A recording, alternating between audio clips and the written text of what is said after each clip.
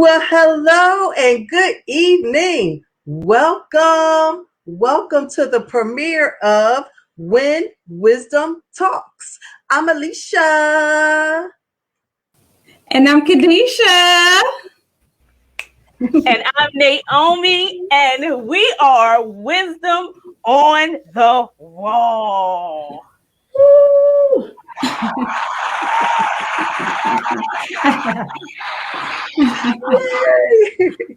We really want to thank you and welcome you to the very first episode of When Wisdom Talks. We cannot be more happy at this moment, and we want to thank all of you for joining us.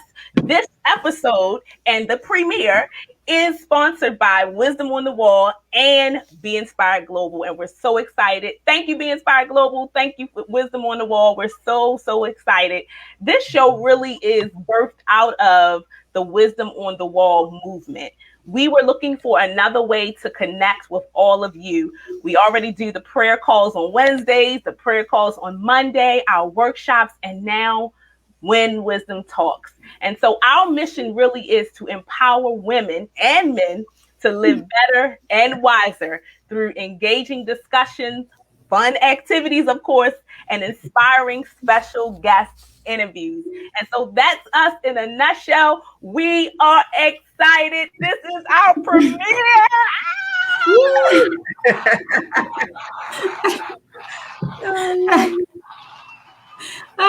So on this week's show, you're going to get to know us, the women behind Wisdom on the Wall. It's the month of February, so we couldn't have a show without talking about love, without mentioning Black History Month, and it just wouldn't be us, right, if we didn't drop you some wisdom nuggets. So we're going to do a little bit of that. But before we get started, I want to just encourage you to go ahead and like all of our pages on Facebook at When Wisdom Talks. Try to say that 30 times. On Instagram as well, at When Wisdom Talks. And go ahead, it takes 1 second for you to go ahead and share this. What we don't want to do is want to keep all this goodness to ourselves, right? So we can talk bad, the news, when negative things are happening, that spreads, but we want to share and spread positivity as well. So go ahead and share the page if you would.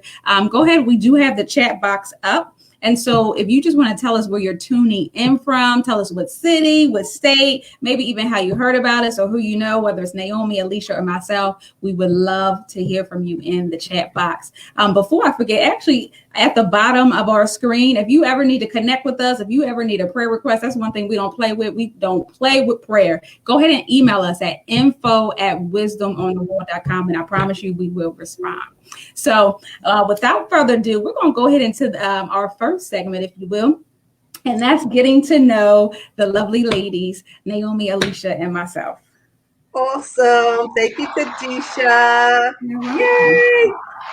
So I love it. Our first segment is Girl, What's Your Story? And this is all about getting a chance to learn a little bit more about us in a fun, engaging way. We didn't want to do it the formal way with the old interview. We said, you know what, let's do something out of the box. And literally, we have our box. We have our Girl, What's Your Story box. And it's full of probing. I love it. It's full of some probing questions in here that each one of us want to answer. Probably about 2 or 3 questions, depending on the time.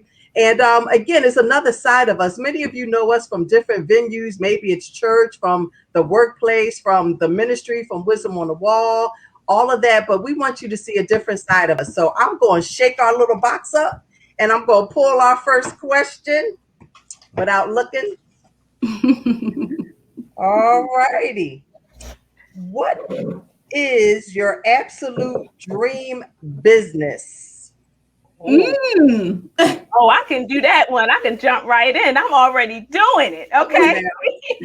Be Inspired Global, of course, as you know, we are partnered with Wisdom on the Wall to bring you this amazing show with Wisdom Talks. But I'm actually already doing it. My husband and I started Be Inspired Global.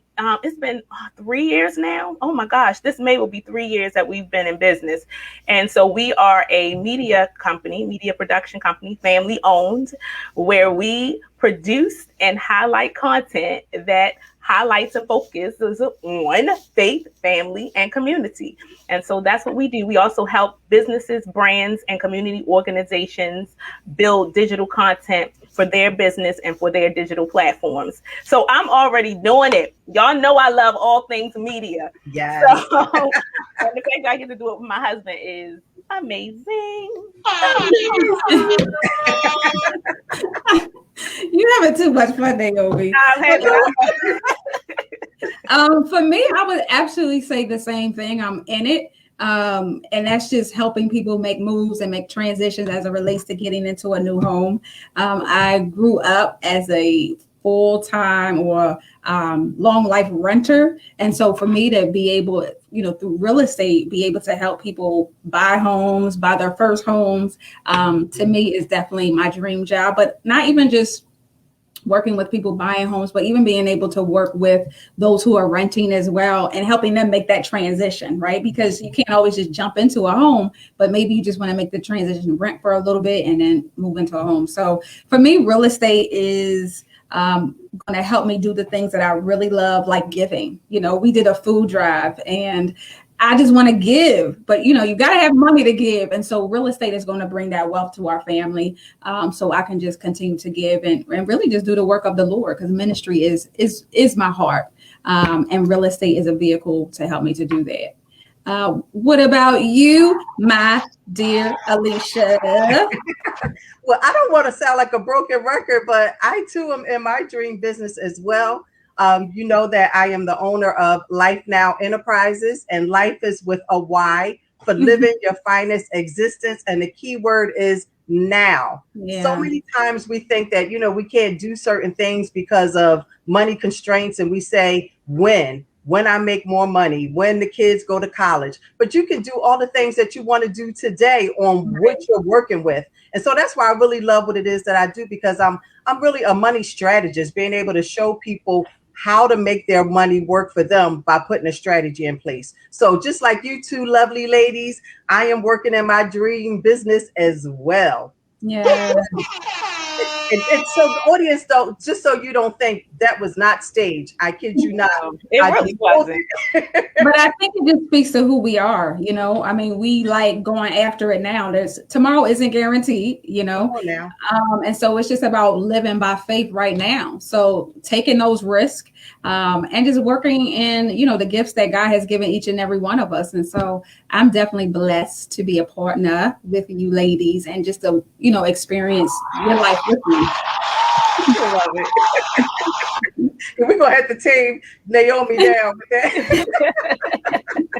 All right, I'm going to pull one more. Okay. What do you wish people knew about you? Ooh. I'll go ahead and go first with that one. Yeah, that's a good one. I think most people think I am shy, but I want people to know that I am not shy. Once you get to know me, I am like funny, I am outgoing, but it's just that initial getting to know you part. So I wish people knew that I am really not shy. I'm a little reserved, but I'm not shy. I think along those lines, like I really am a people person, but I can also really be by myself. So if I'm quiet in a room, like don't get offended. I'm definitely probably in deep thought, mapping out my next 5 to 10 years. Like I'm a thinker. So that doesn't require me always to talk. So I just don't want, I guess so for people to know, like, don't get offended if Kadisha is super quiet, like particularly in the morning. Give me my time. Let me wake up. I don't drink coffee. So, just give me my time to kind of become me and bubbly. But I think I'm more introvert. I think I have a good balance of extrovert and introvert. Yeah, I'm gonna switch it up a little bit. I know people think I like to dress up a lot, but the truth be told, I like me some high top sneakers and a real cute sweatsuit or something like that. I love it. I feel, that's when I'm the most comfortable. Right. Dressing up, of course, is one of those things that we have to do as part of our profession, and each one of us are in the public eye a lot. Mm-hmm. But give me a pair of high top sneakers and a real cute sweatsuit any day. And You have that collection, you do have the collection of the sneakers, right? I do, and actually for Christmas, my husband bought me a new pair of Jordans that I'm just like itching to wear. But this COVID is not letting anybody be great. It's like I'm trying to figure out where I can wear them because we can't go anywhere. But yeah, so that's me. Well, so I'm checking to see if we have any comments, any questions in the chat. Well, they co-signing. My former roommate is talking about yeah, she's not a morning person. But do y'all have any questions in the chat? Let's see. We have some comments here. A lot of people were saying hello. Latasha, Dotson, Claudia. Oh, Kendra said, are we submitting questions? Sure, Kendra. What's your question? Oh, Lord. You got a question for us already? Right. While we wait on that, Alicia, do we have time for one more? We have time for one more, and it is, if you could be any person for a day, who would it be? Oh my God. Okay, I'll go first. Oh, wait. No. Wonder Woman. Anybody who knows me know I love Wonder Woman. Wait. Let me see if I can find. Okay, look. Wonder Woman cup. Look. Oh, I love it. In my desk. Another Wonder Woman cup. Oh, goodness. I also have a Wonder Woman poster in my office. I love Wonder Woman. So if I could be her for a day, just to embody her strength, and even though we all are Wonder Women in our own way, each other show strength in our own way in some capacity. I just love that character. And so I even have a Wonder Woman face mask. So I love it. So that's me. I love it. For me, I would say, honestly, I wouldn't mind being like the president of the United States for a minute. Like, I would love to like have somebody pick me up, fly me over. I don't got to get no lines. Like, but also I would just kind of like to see how they think and strategize. Like, I remember, I think it was President Obama was just talking about his morning, his day, and how he reads. And it's like, it's so strategic. So I would love to be the president. And y'all know I like Boston. That's why I said I could see that. Yeah, I could definitely see her sitting in that presidential chair. I personally would want to be a world-renowned singer.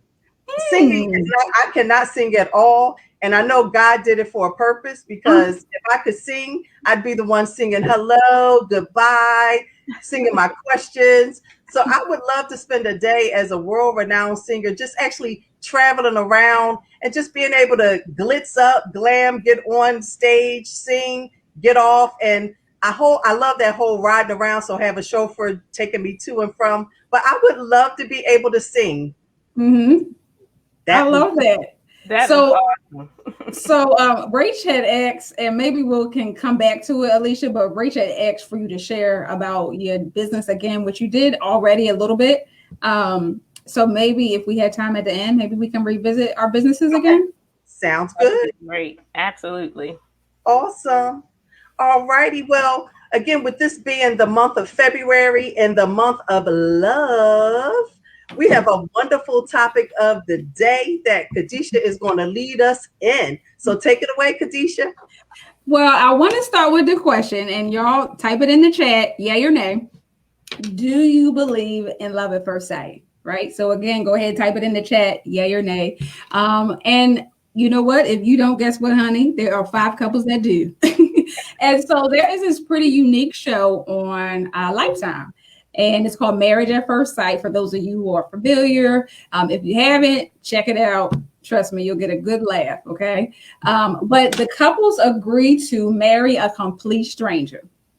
But they're not completely blind, because there are some experts. So it's like a psychologist, a marriage and family therapist, a pastor. And so they match them according to like compatibility, right? So their likes, interests, morals, all of this. But the couples agree to not see their significant other or their spouse until the altar. So we have a little clip that we want to show you, and then we're going to open it up for discussion. Before we begin, the groom would like a special blindfolded moment with his soon-to-be wife. so that they may have an opportunity to hold each other's hands and feel one another before they make this lifelong commitment together. 1, 2, 3. Hi. Hi. Ryan, meet for the first time, Clara. Clara's friends and family would like you to know that Clara is an energetic, adventurous, free-spirited woman and knows a surprising amount of facts about serial killers. Clara, Ryan's friends and family would like you to know when he's not maxing out at the gym, you can find him spending time with friends and family. Y'all are trolls. Y'all are trolls. Ryan, take Clara's hand, place the ring on, repeat after me. With this ring, I wed you, Clara. I wed you, Ryan. For today, for tomorrow. And for all the years to come. Please wear it as a sign and a notice To the entire world. that I'm your husband. That I am your wife. by the authority vested in me, I pronounce you are married. Ryan, you may now kiss your Clara.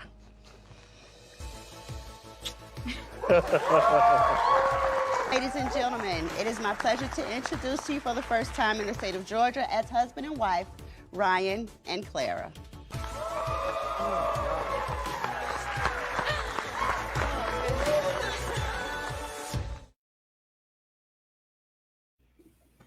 Wow. Whew. So, first question is, would you be open to such an unorthodox marriage? Any one of you?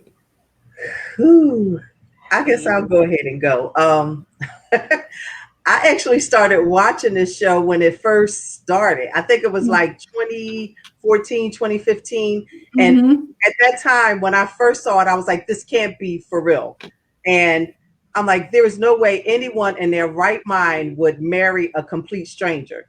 But once I found out that this was actually real, and then I started, kind of like you said, Khadijah, you know, there are experts that are there. And for what I actually have heard, that they actually, by the time they've done all the research and everything, it's about 100 pages of data that they have on each person.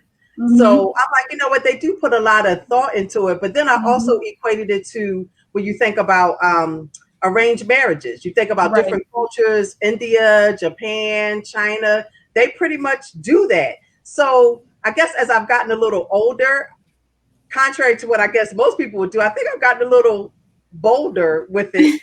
I probably may be a little, you see, I'm kind of hesitating, maybe a little open to it. It's a little unorthodox, but I don't know. Well, you know I'm taking notes, Alicia. So for the record, Alicia is the only single one, okay? So if we got any men out there that have their money together, have good credit, and love the Lord, Alicia is available. But I am taking notes, Alicia.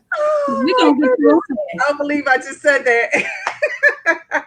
But you're right. You know, I mean, honestly, they probably do more research, more digging than actual people do. You know what I mean? When we're out there dating, we're just going off of the superficial. Like, oh, does he look good? You know, what can he do for me? But they really dig deep. So similar to you, I watched it, you know, back, you know, a few years ago, and I was like, negative. But, you know, now that I'm older and more mature and see the mistakes that I made dating while I was younger, I would be open to it if I didn't have my lovely Mr. Carroll already. But, you know, it's something that I would think about, or at least encourage, you know, you, Jean, Miss Cotton. She's like all the single ladies. But I think just based off of these 5 couples that I saw, I believe that a lot of them, I would say maybe at least 3 out of the 5 is going to make it because of the amount of research that they've done. Naomi? Yeah. No, so I hadn't been watching the show, to be honest. The only way I knew about it is because Alicia and Khadijah told me. So Khadijah sent me a link of the show, and I watched it and got instantly hooked. Like I was like, I could not turn it off. But in terms of whether or not I'd be open to it, I think personally, if I were younger and had a little less to lose, then yes, I would. Now again, I'm married, so right now, you know, I have no horse in the race, as they say. But if I were single, because especially nowadays, because there's so many things that you have to consider, the backgrounds of people. And again, yeah, these doctors do background checks, so we think, because there's one particular guy on the show that we found out some interesting information about him, and the person that he married was left holding the bag. Wait, hold it. I ain't watched the show yet. I DVR'd. I ain't gonna give it all. That's why I left names out and stuff. But those are the things you have to consider. So if I were younger, then maybe yes. But as you get older, you get a little more stuck in your way and not really as open to it. So I don't know. It depends, and it's kind of hard to tell because again, I am married. So Naomi, so you've been married for? I've been married for 14 years. This year will be 15. It's awesome. So would your advice be to the newlyweds from Marriage at First Sight? Oh, wow. Establish a friendship if you can. Like, I know that they are marrying, but don't be so taken by the physical first before you decide to build a friendship, because that's what's going to last. That's what's going to keep you sustained. Because I can think of many times in my own marriage where, the friendship part was the part that we relied on the most. We're going through some difficult times, and I just needed my friend. I really just needed my friend, the person that I could talk to, the person that I could confide in. So that to me is key. So even though these couples have already said I do, that they're still in the perfect position to build that relationship, get to know each other. They can still be dating. They can still do all those things that it takes to get to know each other. So that's the main thing I would say. I think that's so good because, even though I've been married for almost 10 and a half years now, I think it's never too late to revisit a friendship, right? And, it's something we were talking about earlier at work, just how people change. And you do. I mean, you evolve, at least you should. You evolve. You should, absolutely. So I guess my advice to them would be, to give the other person grace as they grow and change and discover and find out who they are. I mean, honey, me and Mike have been all over the globe and, went through a lot of transitions. And I just thank God that he's always given me that grace to kind of explore and to, spread my wings. I can be honest and say, I may not always have given him that same grace, but it's necessary, because we're not the same. At least we shouldn't be, from the first day you say I do to the time the Lord calls us home. We're going to change and evolve. So, and I think, I agree in terms of the friendship. Yes, I am single. I was married at one point, unfortunately went through a divorce. But the saving grace in terms of after the divorce transpired, we have been friends prior to, and friendship is really important. Even though we had that little moment after the divorce, we were able to come back to rekindle the friendship. And, unfortunately, he has since passed away. But the blessing was that because we rekindled that friendship, I was able to go in peace to the services. And, friendship is huge because if you have your friend by your side, a lot of the things that you go through, you'll be able to go through it better because of the friendship. So absolutely, I know going forward for that next relationship, friendship will definitely be the foundation again. So. Yes. So go ahead, Naomi. I know you wanted to go ahead. I know you want to do a chime. I'm about to do a hand clap if I can find the thing. Here we go. You have to take these sounds away from her. Oh that my God. Appropriate. You said something. You was preaching. So I know we have a few single ladies on the line. What would be your advice to them? And I see, we got a little bit of room, so that's why I'm throwing that question out here, a little bit of time rather. So what would be your single or your single sentence advice to the single women out there that are dating in this new age called online dating and all this? But what would you advise, how are they going to find a man without going on Married at First Sight? That's either one of us. Oh yeah, either one of us. Because I need the advice too. I know you're not asking me to answer. You know what I'm always going to say. You need to love on you first. Okay, love on you first. And I say that because when I first got married, I still had a lot of insecurities. And it's not to say that you won't still have those areas where you struggle. But I think the more you learn about yourself, the better you'll be able to communicate that when you get into a relationship. And also you'll be able to set those necessary boundaries as you're getting to know one another. So when you don't take that time, like when you get into a relationship, and this is even key when you marry very young, that, you know, even still, if you do end up getting married very young, some people do, I still would say spend time getting to know you as well. You know, even if you're in a marriage, because I'm going to talk to some of y'all that's already married too. Even if you are in a marriage and you're realizing, like, wait a minute, I've lost myself. Well, honey, take the time to find you, because the success of that marriage is imperative. It's crucial for you to be comfortable enough with who you are to be able to communicate that, because you cannot assume that that person is going to know. So to all the single ladies in waiting, use that time to not only get to know you, but get to know the Father. Yes. Who better than you know yourself. So he can reveal those things inside of you that maybe need to be healed or worked on before you enter into a marital relationship, because those things do not go away just because you said I do. I do. Somebody say this man in the church. Hallelujah. I think that is so good though, because when you think about it, if you don't know yourself, how do you know what you're looking for? So you have to know yourself. And I think when you know yourself, that confidence builds. And I think confidence is attractive. So you know, when you know yourself and you're confident, that's going to attract people to you. So that was right on point, Naomi. Yes. And I think go ahead. I was just going to say, I think one thing that we do often for women is we look to our significant other to complete us. And, you know, because like Naomi said, we do go into relationships sometimes broken. Sometimes we don't even know that we're broken until we're actually in the relationship. And so, you know, looking to your spouse will never be able to complete you, honey. I'm sorry. It doesn't matter how you shape it, dice it, and cut it. Like, I've learned for myself, and I know without the shadow of a doubt that God is the only one that can complete me. Now, my husband and I, we complement each other very well. And, you know, we are a source of encouragement and support for one another. But I can't look to him to be my God. I can't look to him to be, you know, my father. I can't look to him to be my mother. You know, whoever those missing people or persons were in your life, you know, your spouse or significant other can't be that for you. And the more you set those expectations, that's where disappointment comes in.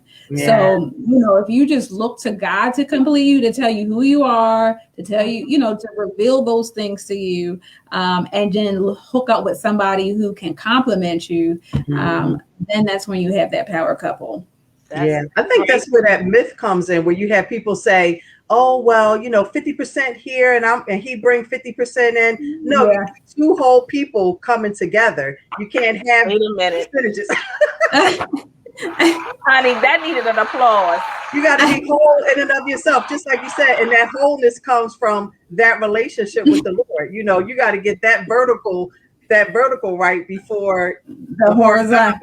Exactly. Girl, that thing is great, honey. That's on it. What are you doing? Now listen.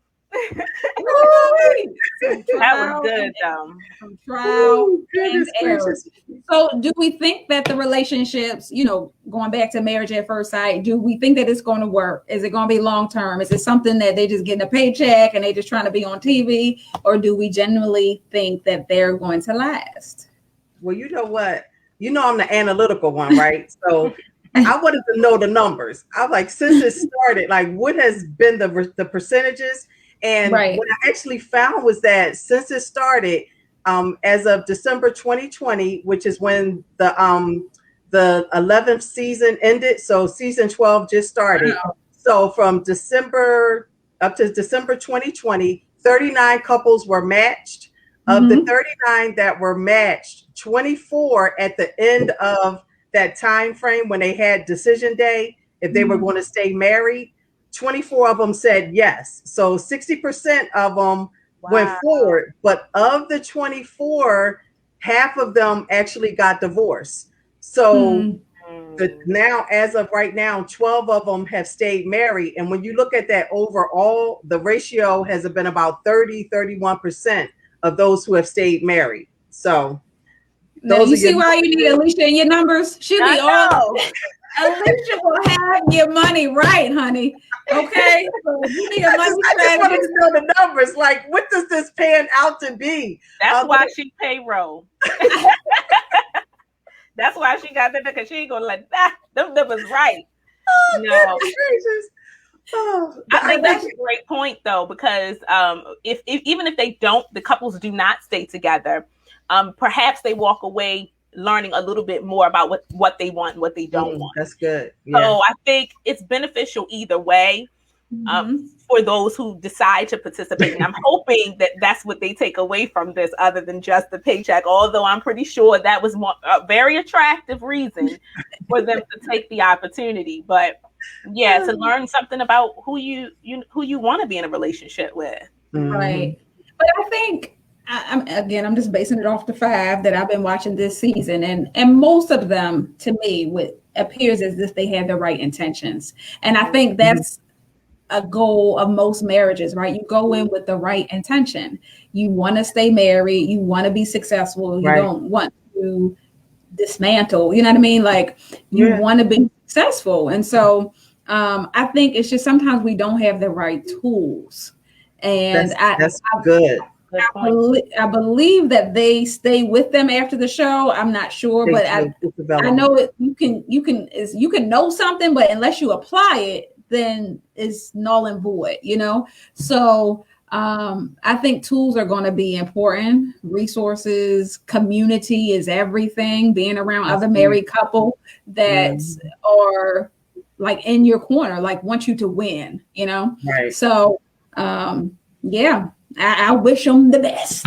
Yeah, wish them well. I'm hooked. You know, it might be season 12, but they got a fan now. And even my husband, because I hadn't watched the clip with me, and he was like, "Wait a minute, that's kind of all right." Right. So we're gonna probably watch that together. So thank you, Alicia and Khadisha, for introducing me to the show. It's our pleasure. You are so welcome. So we can go ahead and make the transition, shall we? Yes, we shall. We shall. Tell me something good. That is our next segment. I know, right? You want to start singing it, right? Tell me something good. Tell me that you like it. Come on down. Yeah. Okay. But there you go. That was our rendition. But Naomi is the singer of the group. I know, right? I know. I love it. Ooh. No, but tell me something good. Yes, that is our next segment. Tell me something good. This was a really cool idea that actually Alicia brought to our attention.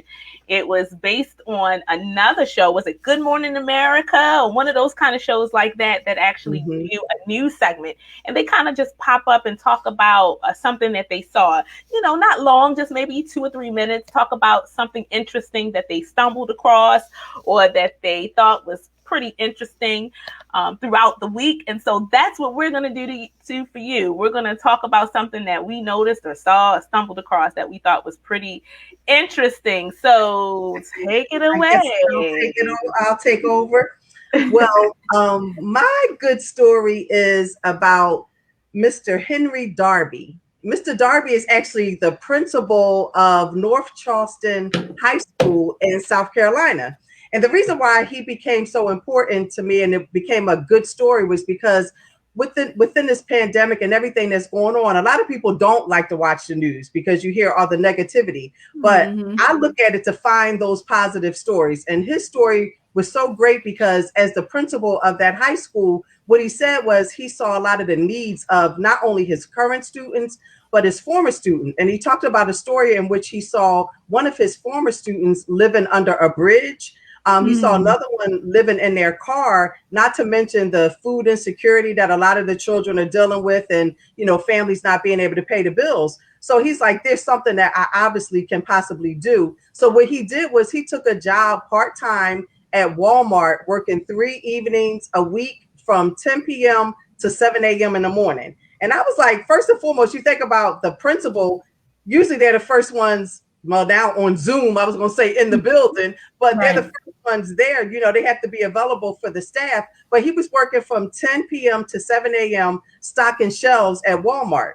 And he did that, like he said, to actually raise money. His paychecks, as soon as he got paid, he turned it over to someone in need. He didn't even keep the money. But what happened that made the story even greater is that $100,000 has been raised across the U.S. in support of what he has done. He's actually known as the community's guardian angel. And not only that, the Walmart that he works for donated $50,000 directly to his high school.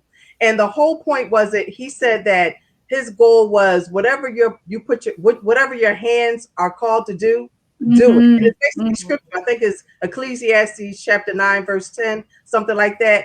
And I just thought it was so awesome. So I just want to give a shout out to all the Mr. Darbys out there, the Mr. Darbys, our educators, our parents, our administrators. Yes, because they're taking care of our precious kids, and I just pray that God returns unto them everything that they're pouring out in this time. So that's my tell me something good. That was a beautiful story, Alicia. Yes. Now I know we have a principal on here. Rachel Valentin is a principal. Wow. And I'm sure she can relate to this gentleman's story. Now I missed the city. Where is he at? He's in North Charleston, South Carolina. Oh, okay. Yeah, I have some friends down there. So I'll see if, and Charleston is so small, y'all. So they probably know him. But how do you might know Mr. Darby? Absolutely. But I will definitely at least make the connection. And that's what it's all about. Maybe they can support him in his efforts and his students. So my good news is going to come from Mr. Bob Moore. So Bob Moore is the founder and president of Bob's Red Mill. So it's basically a food company that does healthy food. So grains, oats, things of that nature, healthy food and snacks.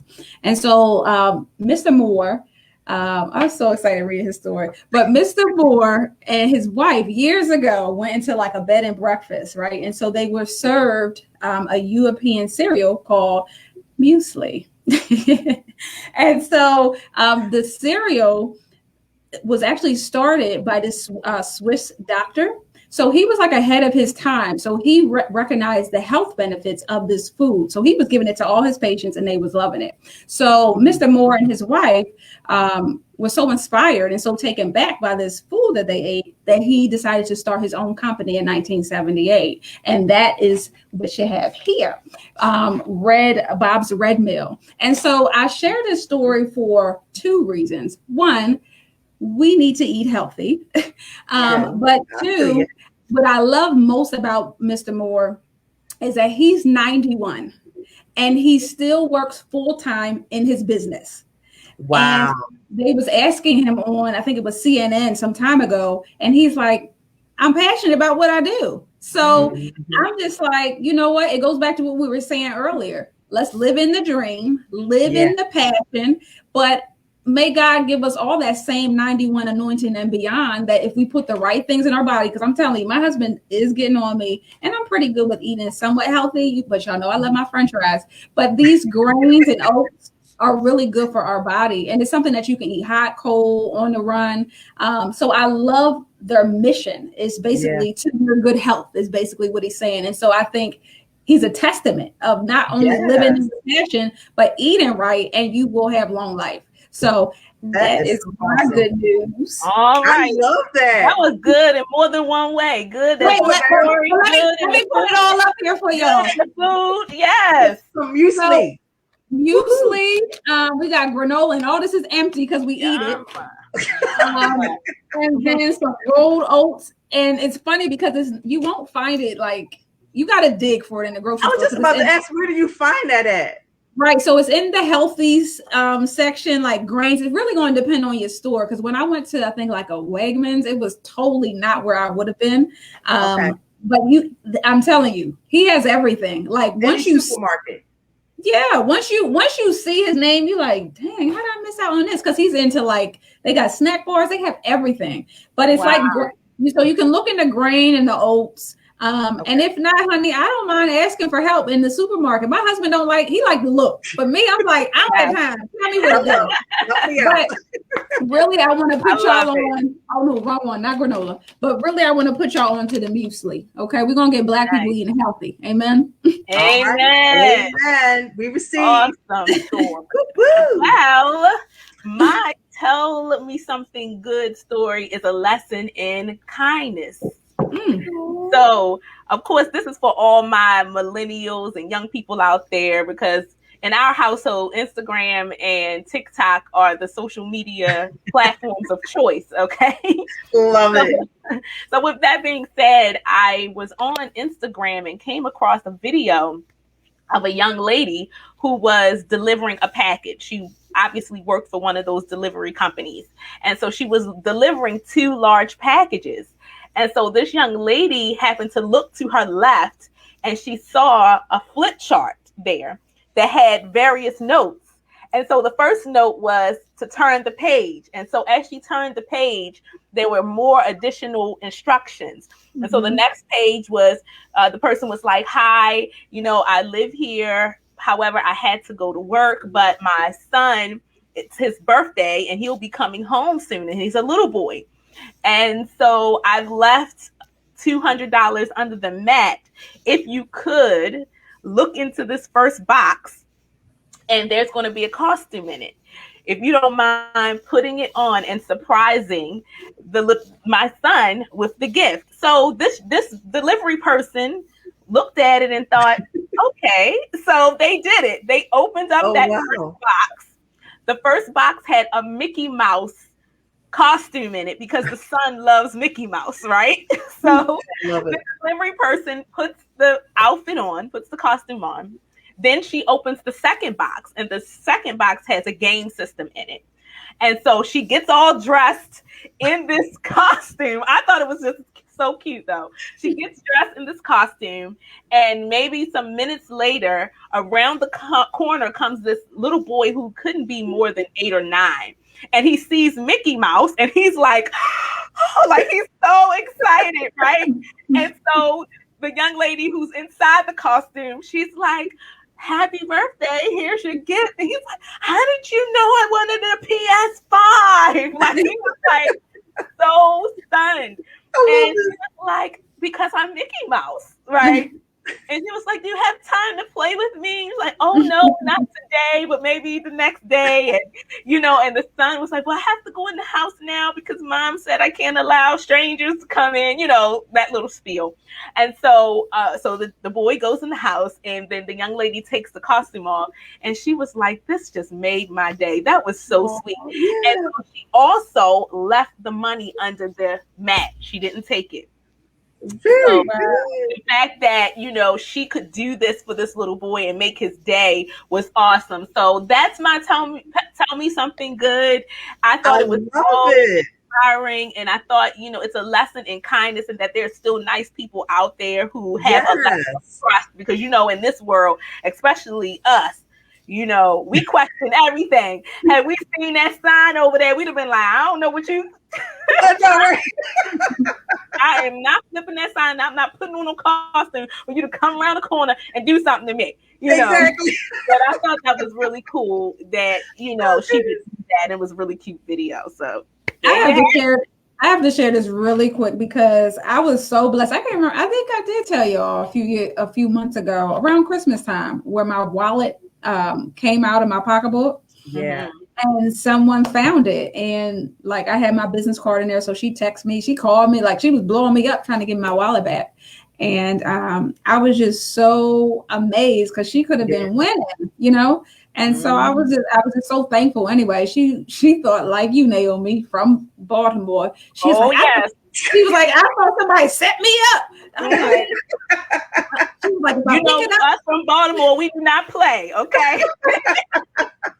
but she gave me my stuff back. We was able to hug. I mean, and then I just, I ended up blessing her on the back end because I'm like, honey, I could have been completely out of everything. Wiped out. But, yes. That has happened on numerous occasions. So I just want to encourage you. There are still some good people out there, and they will return your full wallet. Come on now. I know that's great.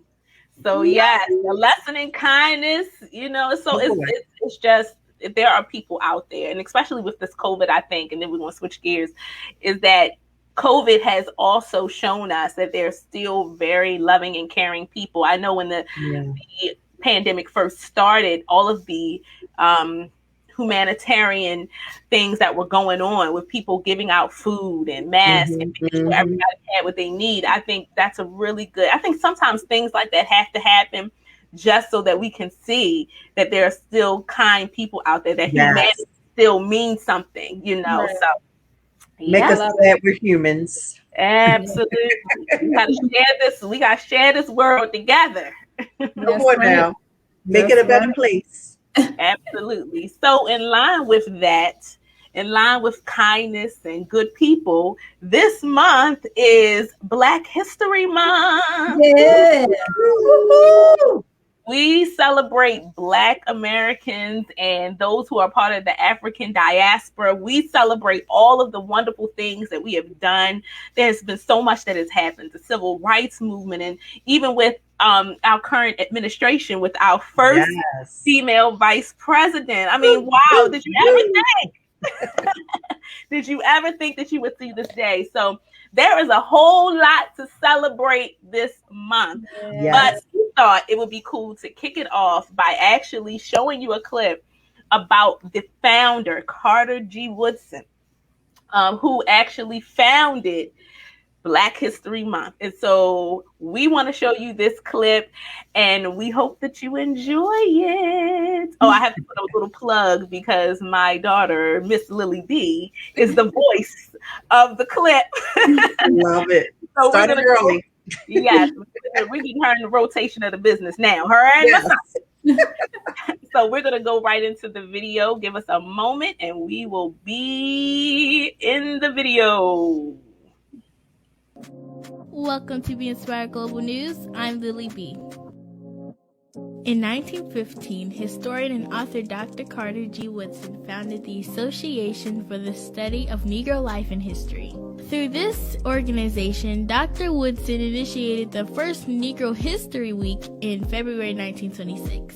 Selecting the week in February that included the birthdays of Abraham Lincoln and Frederick Douglass, two key figures in the history of African Americans. In 1975, President Ford urged all Americans to recognize the important contributions made to our nation's life and culture by Black citizens. Congress passed Public Law 99-244 in 1986, which designated and marked February 1st, 1986, as the beginning of the 60th Annual Public and Private Salute to National Black Afro-American History Month. Thank you, Dr. Woodson, for your contribution to the advancement of Black history. Thanks for watching. For more inspirational news, go to beinspiredglobal.media.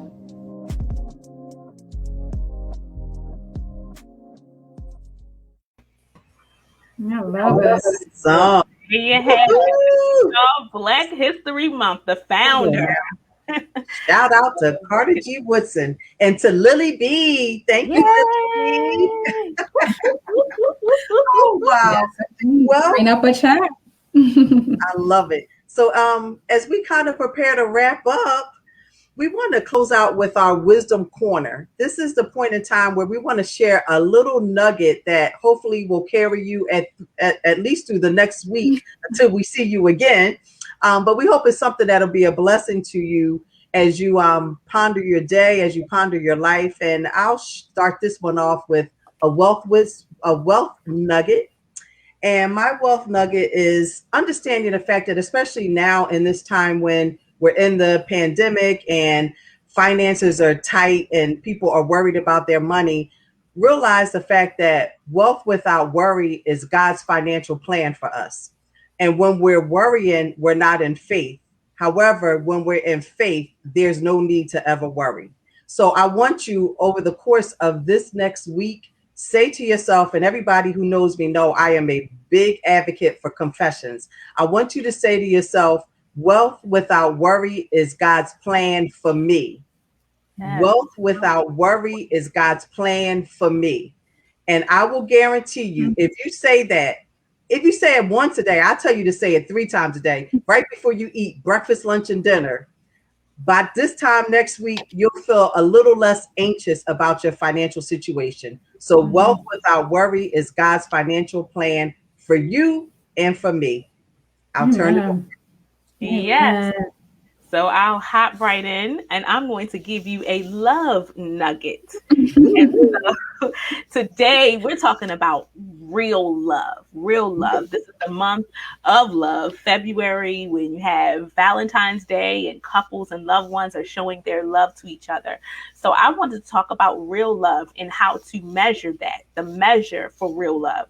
And it takes me right to 1 Corinthians 13:4-7 that says, love is patient, love is kind, it does not envy, it does not boast, it is not proud, it does not dishonor others, it is not self-seeking, it is not easily angered, it keeps no record of wrongs. Love does not delight in evil, but rejoices with the truth. It always protects, always trusts, always hopes, and always perseveres. And so that is your measure for love. If you're going to get into a relationship of any kind, if you're going to enter a partnership, or if you're looking for love and you want to know what should I be looking for, I want you to go right on over to 1 Corinthians chapter 13 and read that entire chapter, because there are a lot of other points in there and factors about love. So that's your measuring cup for love. Amen. Amen, preacher. I love that. Woo-woo. Wow.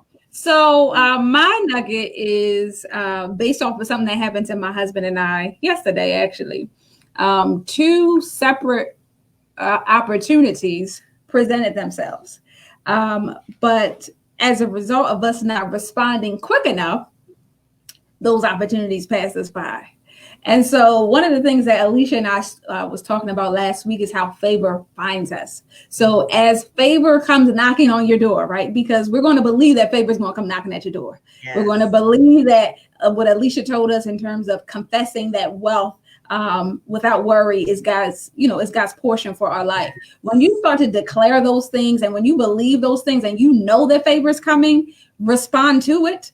But not only respond immediately, right? And so too often we allow opportunities to pass us by. Not that God ain't good enough and he can't give us another one, but sometimes God is knocking and you have like a split second to respond to that thing. So I just want to encourage you that favor is going to find you this week. I'm declaring it in Jesus' name. But when it comes, open the door and let favor in. Amen. Amen. So I had a blast. I hope you guys had a good time too. Yes. I had me some fun. Wait a minute. I got to do my little sound. Where the horn? Where the horn? Oh my gosh. I love it. This is the first of many shows to come. We have been crazy enough to sign up for this assignment that we're going to be here every Thursday at 8:00. But that's not the only way that you can connect with us. Like Naomi mentioned in the beginning, you can pop on our prayer calls on Monday nights at 6:30. For those of you who are early risers, we're praying and empowering each other Wednesdays at 6 a.m. And of course, we'll be here next Monday at 8. So just put all of those dates and times in your calendar. Again, share with a sister, somebody who who needs some encouragement, needs some fun, needs some faith in her life. We're dealing with some hard times right now. So we want you to just continue to share our page, like our page at When Wisdom Talks on Facebook, Instagram. I had a few people reaching out concerning YouTube. We will be streaming live on YouTube next week, Lord willing. Okay, so we're gonna believe that technology is gonna work in our favor. Yes, So, Lord. Yes. we are so blessed to be a blessing to you, and we pray that we'll continue to be a blessing to you. And so I just want to remind you that this show, When Wisdom Talks, was brought to you by our ministry, Wisdom on the Wall, Inc., as well as Mr. and Mrs. Be Inspired Global, LLC. And so we're just excited that, we're able to do these partnerships, and we trust that God's going to bring some more partners in the mix. Amen. And at the bottom, if you have a business and you want to get some promotion, it's not just about social media. The three of us know people. Okay. So if you want to get some connections to your business or ministry or service, go ahead and email us. If you want to advertise with us, we'll be opening that up very soon as well. I think I covered it all, y'all. Did I miss something? You hit it. We're back here on Thursday at 8. Thursday at 8. So stay blessed, stay in faith, and most importantly, stay in wisdom. Amen. Bye-bye.